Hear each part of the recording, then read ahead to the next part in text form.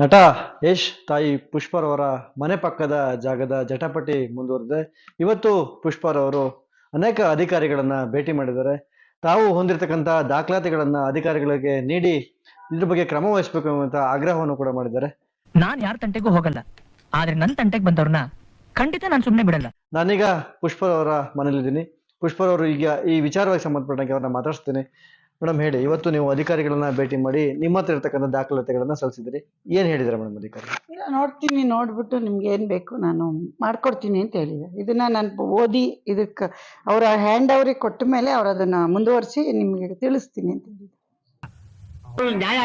ಅವ್ರಿಗೆ ಅವತ್ತು ಯಾವುದೇ ಇರ್ತಕ್ಕಂಥ ದಾಖಲಾತಿ ಮತ್ತು ನಿಮ್ಮ ಆರೋಪ ಏನ್ ಮಾಡ್ತಿದ್ದಾರೆ ದೇವರಾಜ್ ಅವ್ರ ಹತ್ರ ದಾಖಲಾತಿಗಳ ಬಗ್ಗೆ ನೀವು ಒಂದಿಷ್ಟು ಗಮನ ಹರಿಸಿ ನೋಡಿರೋದಾದ್ರೆ ಏನ್ ವ್ಯತ್ಯಾಸಗಳು ಕಾಣಿಸುತ್ತೆ ಮೇಡಮ್? ನನಗೆ ಗಮನ ಹರಿಸೋದು ಅಂದ್ರೆ 42 ವರ್ಷ ತನಕ ಒಂದು ಪಕ್ಕದ ಇದೇ ರೋಡಲ್ಲಿರೋ ಸೈಟ್ನ ಅವ್ರು ಇಲ್ಲೆಲ್ಲೋ ಪಕ್ಕದವರಲ್ಲಿ ಮನೆಯಲ್ಲಿ ಊರಲ್ಲಿ ಇರೋರು ಇಷ್ಟು ವರ್ಷ ಬಿಟ್ಕೊ ಬಂದವ್ರೆ ಅಂದ್ರೆ ಇದು ಬೇಕು ಅಂತ ಯಾರ್ದೋ ಸೈಟ್ನ ಕಬ್ಲಾಯಿಸಕ್ ಏನ್ ಹೇಳ್ತಾರ ಅದನ್ನ ಮೊದಲು ಸರಿಯಾಗಿ ಮಾತಾಡೋದ್ ಕಲಿ.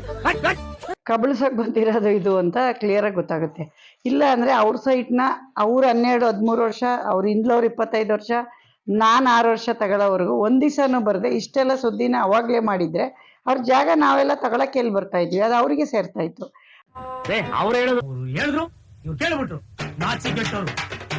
ಈಗ ನಿಮ್ಮ ಹತ್ರ ರೀತಿ ಇಲ್ದೇನೆ ಅಕ್ಕಪಕ್ಕದ ಹೊಲ ತೋರಿಸ್ಬೇಕಾದಾಗ ಅವ್ರು ಇದ್ರಲ್ಲಿ ನೋಡಿ ಹೊಲ ಆದಾಗ ಈ ಮನೆ ಇಲ್ಲ, ಈ ಮನೆ ಅವತ್ತು ಮನೇನೆ, ನೀವು ಈ ಪೇಪರ್ ಕೊಡ್ತೀನಿ ಮನೆ ಚೆಕ್ ಮಾಡಿ, ಈ ಮನೆ ಇದ್ರೆ ಈ ಮನೆ ತೋರಿಸಿಲ್ಲ ಹೊಲ ಅಂತ ತೋರಿಸವ್ರೆ, ಚೆಕ್ ಬಂದಿಲ್ಲ. ಆಮೇಲೆ ಆ ಕಡೆ ಇದು ಅದೆಲ್ಲ ಅವ್ರದ್ದು ಕ್ಲಿಯರ್ ಇಲ್ಲ.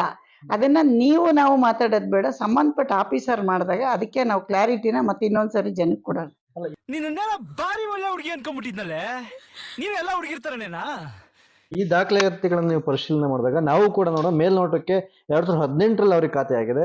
ಆಗ ಇಲ್ಲೆಲ್ಲ ಅಭಿವೃದ್ಧಿ ಆಗಿದೆ. ಈ ಪ್ರದೇಶ ಕೂಡ 16ರಲ್ಲಿ ಖಾತೆ ಆಗಿದ್ರು ಕೂಡ ಅವರಿಗೆ ಈ ಪ್ರದೇಶ ಅಭಿವೃದ್ಧಿ ಆಗಿರುತ್ತೆ. ಆದ್ರೆ ಚೆಕ್ ಬಂದ ತಪ್ಪು ಕಾಣಿಸ್ತಾ ಇದೆ ಅಂತ ಡೆವಲಪ್ ಆಗೋಗಿತ್ತು ಅಲ್ವಾ 16ರಲ್ಲಿ.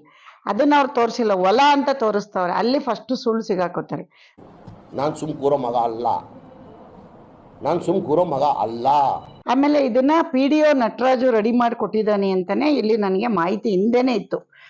ಯಾವಾಗ ಈ ಹೋದ್ ತಿಂಗಳು ಕೊಟ್ಟರು ಯಾರು, ಇದು PDO ನಟರಾಜು ಮಾಡ್ತಾನೆ, ಇವನೆಲ್ಲ ಕಡೆ ಇದೇ ಕೆಲಸ ಮಾಡ್ತಕ ಬಂದಿದ್ದಾನೆ, ಇವನೇ ಅವರ ಸಂಬಂಧಿಕ ಅಂತೆ. ಯಾರು ಹೇಳಿ? ಈ ದೇವರಾಜು ಸಂಬಂಧಿಕ. ನಿನ್ನೆ ಒಬ್ಬ ವೈಟ್ ಶರ್ಟ್ ಹಾಕ ಬಂದ, ಅವರು ಸಂಬಂಧಿಕರು. ಇವ್ರು ಸಂಬಂಧಿಕರೆಲ್ಲ ಇವರು ರಿಯಲ್ ಎಸ್ಟೇಟ್ ದಂಧೆ. ಇವರು ಇಲ್ಲೊಂದು ಸಮಸ್ಯೆ ಖಂಡಿತ ಇದೆ. ಈ ತರ ರೌಡಿಸಮ್ ಮಾಡಿ ಹೋಗಿ ಎಷ್ಟೋ ಕಡೆ ಸೈಟ್ಗಳನ್ನ ಇವ್ರು ಲಪ್ಟಾಯಿಸಿದ್ದಾರೆ ಅಂತ ನಮಗೆ ಮಾಹಿತಿ ಬಂತು. ಆದರೆ ನಾನು ಅದನ್ನು ನಿಮಗೆ ಕ್ಲಾರಿಟಿ ಕೊಡಲಿಲ್ಲ. ಯಾಕೆ ಅಂದರೆ ನನಗೆ ಅದು ಕರೆಕ್ಟಾಗಿ ಪೇಪರ್ ನೋಡಬೇಕು. ಈಗ ನೀವೆಲ್ಲ ನೋಡಿದ ಪ್ರಕಾರ 2 ಆಗಿದೆ ಅಂದಾಗ ಇದು ಕರೆಕ್ಟಾಗಿ ಅವ್ರು ಹೇಳಿದ ಜನ ಹೇಳಿದ್ ಕರೆಕ್ಟೇ. ಇದು ಈಗ PDO ನಟರಾಜು ನನಗೂ ಈ ಖಾತಾ ಮಾಡಿಕೊಟ್ಟು ಅವ್ರಿಗೂ ಈ ಖಾತಾ ಮಾಡಿಕೊಟ್ಟಿರ್ಬೇಕು. ಯಾಕೆ ಅಂದರೆ ಅವನು ಅವರ ಸಂಬಂಧಿಕ. ಇದು ರಹಸ್ಯ. ಇವರೆಲ್ಲ ಸೇರ್ಕೊಂಡು ಬಂದು ಆಯ್ತಾ, ಹಿಂದೆ ಒಂದ್ಸರಿ PDO ಬಂದು ಆ ಅಜ್ಜಿನ ಕರ್ಕೊಬಂದು ಶ್ರೀಮತಿ ಅವ್ರ ಹತ್ರನ ಯಾರದು ನಮ್ಮ ಗಿರೀಶ್ ಹತ್ರನು ಗಲಾಟೆ ಮಾಡಿದ್ರು ಅಂತ ಹೇಳಿ ಸಂಬಂಧಪಟ್ಟವ್ರು ಹೇಳಿದ್ರು. ಅದಕ್ಕೆ ನನ್ನ ಹತ್ರ ಯಾವುದೋ ದಾಖಲೆ ಇಲ್ಲ. ಒಟ್ಟು ಅವ್ರು ಮುಂಚೆ ಅವ್ರ ಹತ್ರನೂ ಮಾಡ್ಕೊಂಡು ಬರೋದು. ಈಗ ಯಾರೋ ಲಕ್ಷ್ಮಮ್ಮ ಅಂತ ಇದ್ದಾರೆ, ಅವರಿಂದ GPA ಪಡ್ಕೊಂಡಿದ್ದೀನಿ. ಅವಮ್ಮ ಅದು ಎಲ್ಲ ಹೇಳಿಕೆಗಳಿಗೆ ಅಷ್ಟೇ ಸೀಮಿತ ಆಗಿರೋದು. ಇಲ್ಲಿವರೆಗೂ ಕೂಡ ಲಕ್ಷ್ಮಮ್ಮ ಆಗ್ಲಿ ಬಂದಿಲ್ಲ, ಅವ್ರ ಮಕ್ಕಳಾಗ್ಲಿ ಬಂದಿಲ್ಲ, ಯಾರು ಕೂಡ ಈ ಜಾಗಕ್ಕೆ ಬಂದು ನಿಮ್ಮನ್ನ ಪ್ರಶ್ನೆ ಮಾಡುವಂತ ಕೆಲಸವನ್ನ ಮಾಡಿಲ್ಲ. ಇದ್ರ ಬಗ್ಗೆ ಏನ್ ಹೇಳ್ತೀರಿ? ಲಕ್ಷ್ಮಮ್ಮ ಆಗ್ಲಿ ಅವ್ರ ಮಕ್ಕಳಾಗ್ಲಿ ಬದುಕಿದ್ರೆ ಇವ್ ಇಷ್ಟೊಂದು ಪ್ರಾಬ್ಲಮ್ ಯಾಕಾಗ್ತಿದೆ ಅಂತ ಅವ್ರ ಮಕ್ಳು ಇವ್ರಿಗೆ ದಾನ ಕೊಟ್ಟವರು, ಫ್ರೀಯಾಗಿ ಕೊಟ್ಟವರು, ಅದು ಬೇರೆ. ಬಟ್ ಅವ್ರ ಮಕ್ಳನ್ನ ಕರ್ಕೊಬಂದು ನೋಡಮ್ಮ ನಾವು ಕೊಟ್ಟಿದ್ದೀವಿ ಹಿಂಗಾಗಿದೆ ಅಂತ ಅವರು ಹೇಳ್ಬೋದು. ಹೇಳ್ದಿದ್ರು ಪರವಾಗಿಲ್ಲ. ಬಟ್ ಇವರು ಫಸ್ಟ್ ಆಫ್ ಆಲ್ ಅವರು 40-50 ವರ್ಷ ಏನ್ ಮಾಡ್ತಾ ಇರ್ತಾರೆ ಅದೇ ಹೇಳಿ. ಮೊದಲು ಒಂದು ಸೈಟ್ ಇಟ್ಕೋಬೇಕಂದ್ರೆ ಅದು ಇಂಥ ಒಂದು ಆರ್ಟ್ ಪ್ರಾಪರ್ಟಿನ ಯಾರಾದ್ರೂ ಬಿಟ್ಟು ಓಡಾಡ್ತಾರ 40 ವರ್ಷ? ಇಲ್ಲ, ಅಲ್ಲೇ ತಿಳ್ಕೊಳ್ಳಿ. ಈ ವಿಚಾರವಾಗಿ ದೇವರಾಜ್ ಒಂದು ಮಾತು ಹೇಳ್ತಾರೆ. ಈ ಜಾಗ ಏನಿದೆ ಇದನ್ನ ಅಂಗವಿಕಲ ಇಲಾಖೆಗೆ ದಾನವಾಗಿ ಕೊಟ್ಟಿದ್ರು. ಅದು 2017 ಮತ್ತೆ ವಾಪಸ್ ತೆಗೆದುಕೊಂಡ್ರು. ಅಂದ್ರೆ ಈ ಹಿನ್ನೆಲೆಯನ್ನ ಈ ಪ್ರಶಾಸನ ನೋಡ್ತಾ ಹೋಗೋದಾದ್ರೆ ನಿಮ್ಗೆ ಏನಾದ್ರು ಒಂದು ಡೌಟ್ ಬರುತ್ತಾ? ಈ ವಾಪಸ್ ಯಾಕೆ ತಗೊಂಡ್ರು, GPA ಯಾಕೆ ಮಾಡ್ಕೊಟ್ರು? ಅದನ್ನ ನೋಡಿ, ಈಗ ಒಂದ್ 3 ಜನದ್ದು ಹ್ಯಾಂಡ್ ಓವರ್ ಕ್ಲಿಯರ್ ಆಗಿ ಗೌರ್ಮೆಂಟ್ ರಿಜಿಸ್ಟರ್ ಮಾಡಿದ್ಮೇಲೆ ನಾವು ಮದರ್ ಡೇಡ್ ಹೊಲ ಇತ್ತು ಅವಾಗ. ಸೈಟ್ ಆದ್ಮೇಲೆ ನೀವು ಇದು ಈಗ ನಮ್ದು ಅಜ್ಜಿ ತಾತನ್ ಬೂನಹಳ್ಳಿ ಇವತ್ತು ಏರ್ಪೋರ್ಟ್ ಆಗಿದೆ. ಹಂಗಂತ ನಾವು ಮೂಲ ಹುಡ್ಕೋ ನಮ್ಮ ಅಜ್ಜಿ ತಾತನ್ ಭೂಮಿ ಸಿಗುತ್ತೆ. ನಿನ್ ಕಣ್ಣಿಗೆ ನಾನು ಪೆಕಮ್ ತರ ಕಾಣಿಸ್ತಾ ಇದ್ದೇನಾ? ನಾನು ಅಲ್ಲಿ ಬಿಡಪ್ಪ ಆ ಒಯ್ಯ ಪೆಕ್ರನ್ ತರ ಕಾಣಿಸ್ತಾವನ.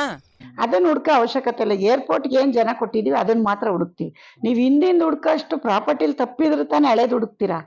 ಲಾಯರ್ ಯಾಕೆ ಹುಡುಕ್ತಾರೆ? ಮದರ್ ಡೀಡ್ ಹುಡುಕ್ತಾಗ ಕ್ಲಿಯರ್ ಆಗಿ 3 ಪೇಪರ್ ಚೇಂಜ್ ಆದ್ಮೇಲೆ ಯಾಕೆ ಹುಡುಕ್ತಾರೆ? ಈಗ ಇದು ಒಂದು ವಿಚಾರನ ಹೊರತುಪಡಿಸಿದ್ರೆ ಜಾಗದ್ದು ನ್ಯಾಯಾಲಯದಲ್ಲಿ ತೀರ್ಮಾನ ಆಗುತ್ತೆ, ಸಿವಿಲ್ ಮ್ಯಾಟರ್ ನ್ಯಾಯಾಲಯದಲ್ಲಿ ತೀರ್ಮಾನ ಆಗುತ್ತೆ ಒಂದಾದ್ರೆ, ನಾವು ಸೆಲೆಬ್ರಿಟಿ ಅನ್ನೋ ಕಾರಣಕ್ಕೋಸ್ಕರವಾಗಿ ನಿಮ್ಗೆ ಈ ರೀತಿ ತೊಂದರೆ ಕೊಟ್ರ? ಅಲ್ಲ, ತೊಂದ್ರೆ ಏನ್ ಕೊಡಕ್ಕಾಗಲ್ಲ ಅವರು. ನಾನು ತೊಂದ್ರೆ ಕೊಟ್ರೆ ಎದುರ ಮಗಳೇ ಅಲ್ಲ. ಅರೆ ಮೇರಿ ಲಡ್ಕಿ, ನಿನ್ನಂತವ್ರು ಇನ್ನೂ ಈ ದೇಶದಲ್ಲಿ ಇದಾರ? ನೀನ್ ಪಾದ ಜೆರಾಕ್ಸ್ ಮಾಡ್ಕೊಟ್ಬಿಡು, ದಿನ ಸಾಯಂಕಾಲ ಬೆಳಿಗ್ಗೆ ಇಟ್ಕೊಂಡು ಪೂಜೆ ಮಾಡ್ತೀನಿ. ದುಡ್ಡು ಹಾಕಿ ಅಂತ ಕೇಳಿ ನಾನು ಮಾಡಕ್ ಮುಂಚೆ 10 ಸರಿ ಯೋಚಿಸ್ಬಿಟ್ಟು ಮಾಡ್ತೀನಿ. ಕಳ್ಳರು ತೊಂದರೆ ಕೊಟ್ರೆ ಕಳ್ಳರು ಎದುರ್ಕೊಳ್ಳೋದು, ನಾವ್ ಎದುರ್ಕೊಳ್ಳಲ್ಲ. ಯಾಕೆಂದ್ರೆ ಅದನ್ನ ನನ್ನ ಮಗ ನನ್ಗೆ ಹೇಳ್ಕೊಟ್ಟವ್, ನಾನು ನನ್ನ ಮಗನ್ಗೆ ಹೇಳ್ಕೊಟ್ಟಿದ್ದೀನಿ. ಯಾವತ್ತು ತಪ್ಪು ಮಾಡಿದವರು ಭಯ ಪಡ್ಬೇಕು. ನಾವು ತಪ್ಪು ಮಾಡಿಲ್ಲ, ಅದನ್ನ ಕ್ಲಿಯರ್ ಆಗಿದ್ದೀನಿ ಅಂತ ನಾನು ನಿಮ್ಗೆ ಅವತ್ತಿಂದ ಹೇಳ್ತಾ ಇದ್ದೆ. ಆದ್ರೆ ಪೇಪರ್ ತೋರಿಸಿರ್ಲಿಲ್ಲ ನಿಮ್ಗೆ. ಕಾನೂನು ಪ್ರಕಾರ ತಪ್ಪು ಮಾಡಿದ್ರೆ ಶಿಕ್ಷೆ ಆಗ್ಲೇಬೇಕು. ನಿಮ್ಮ ಸುಮ್ಮನೆ ಏನ್ ಗೊತ್ತೇನ್ರಿ, ನಾವು ಒಂದ್ ಸೆಲೆಬ್ರಿಟಿ ಮನೆಯವ್ರ ಪೇಪರ್ ತಗೊಂಡು ಟಿವಿಲಿ ತೋರಿಸ್ಕೊಂಡು ಅದು ಬೇಡ ಅಂತ ಸುಮ್ಮನೆ ಇದ್ದೆ. ಯಾವಾಗ ಇವ್ರ ಹತ್ರ ಪೇಪರ್ ಇಲ್ಲ, ಫೇಕು ಅಂತ ಹೇಳಿದ್ರೆ ಅದಕ್ಕೆ ನಿಮ್ ಟಿವಿ ಕೊಟ್ಟಿ ನಾನು. ಇಷ್ಟು ಸ್ಟ್ರಾಂಗ್ ಆಗಿರೋರಿಗೆ ಈ ತರ ಆದ್ರೆ ಜನಸಾಮಾನ್ಯರ ಕಥೆ ಏನು? ತುಂಬಾ ಜನ ನಂಗೆ ಫೋನ್ ಮಾಡಿ ಅಪ್ರಿಶಿಯೇಟ್ ಮಾಡ್ತಾ ಇದ್ದಾರೆ. ಏನಂತ ಗೊತ್ತಾ, ಕಿತ್ತೂರು ರಾಣಿ ನೀನು ಇಂದಿರಾ ಗಾಂಧಿ, ಇನ್ನು ಏನೇನೋ ಬಿರುದುಗಳು ಕೊಡ್ತಾವ್ರೆ. ಅದಕ್ಕೆ ನಾನು ಹೇಳಿದೆ, ಪ್ರತಿಯೊಂದು ಹೆಣ್ಮಕ್ಳು ಅವ್ರ ಹಕ್ಕು. I don't care. ಕೊಡ್ ತಗೊಂಡ್ಮೇಲೆ ನಿಂತ್ಕೋಬೇಕು. ಎದ್ರಿಕೊಂಡು ಒಂದಿನ ನೋಡ್ರಿ, ಇದು ಒಡೆದ್ ಕಿತ್ಕೋಯ್ತಾವ್ರೆ. ದಾನ ಕೇಳ್ತಾ ಇಲ್ಲ ಅವರು, ಭಿಕ್ಷೆ ಕೇಳೋದ್ ಬೇರೆ, ಒಡೆದ್ ಕಿತ್ಕೋಗೋದ್ ಬೇರೆ. ಭಿಕ್ಷಕನಿಗೆ ಎಷ್ಟು ದೌಲತ್ ಇದ್ರೆ ಮತ್ ನಾನು ಕೊಂಡ್ಕೊಂಡಿರೋಳು ನನಗೆ ಎಷ್ಟು ಇರ್ಬೇಕು? ಅವ್ನ್ ಭಿಕ್ಷೆ ಬೇಡೋದಾದ್ರೆ ಎಲ್ಲಾದ್ರೂ ಅವ್ನ ಜಾಗದಲ್ಲಿ ಹೋಗಿ ಬೇಡ್ಕೊಳ್ಳಿ. ನನ್ ಜಾಗ ರೀ ಅದು, ನನ್ ಪ್ರಾಪರ್ಟಿ ಮೇಲೆ ಸರ್ವೆ ನಂಬರ್ ಇದೆಯಾ?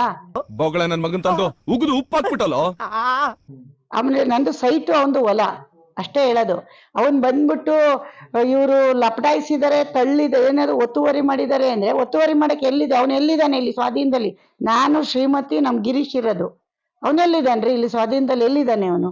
ಕೋರ್ಟಿಂದ ರಾಂಗ್ ಮೆಸೇಜ್ ಕೊಟ್ಟಿದ್ದಾನೆ ಕೋರ್ಟ್ಗೆ, ಇಲ್ಲಿ ಸ್ವಾಧೀನದಲ್ಲಿ ಇದೀನಿ ಅಂತ. ಕೋರ್ಟ್ ಇದೊಂದು ಚಾಲೆಂಜ್ ಆಗ್ಬಿಡ್ಲಿ, ಪರಿಶೀಲನೆ ಮಾಡ್ಲೇಬೇಕು, ಬಿಡಲ್ಲ ನಾನು. ಯಾಕೆಂದ್ರೆ ಸ್ವಾಧೀನದಲ್ಲಿ ಎಲ್ಲಿದ್ದಾನೆ ಅವನು? ಎಲ್ಲ ಕಸಬದಾರ ಎಷ್ಟೇ ಸಿಗತ್ತೆ ಕಮಿಷನ್? ಯಾವ್ದೇ ಹಂತಕ್ಕೆ ಹೋದ್ರು ಕೂಡ ನೀವು ಬಿಡೋದಿಲ್ಲ ಅಂತೀರ?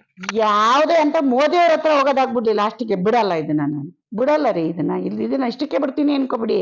ನಾನು ಇಳಿಯಲ್ಲ, ಇಳಿದ್ ಬಿಟ್ರೆ ಬಗ್ಗಲ್ಲ. ಯಾಕೆಂದ್ರೆ ನನ್ನಲ್ಲಿ ಪರ್ಫೆಕ್ಷನ್ ಇರುವಾಗ ಅವ್ರಿಗೆ ಯಾಕೆ ಎದುರ್ಬೇಕು ನಾವು? ನಂಟಿ ಬೈತಾಳೆ. ಒಂದ್ 4 ಮಡಿಗೆ ಅಮ್ಮನ ಅದ್ಬಸ್ತಲ್ಲಿ ಇಟ್ಕೋ.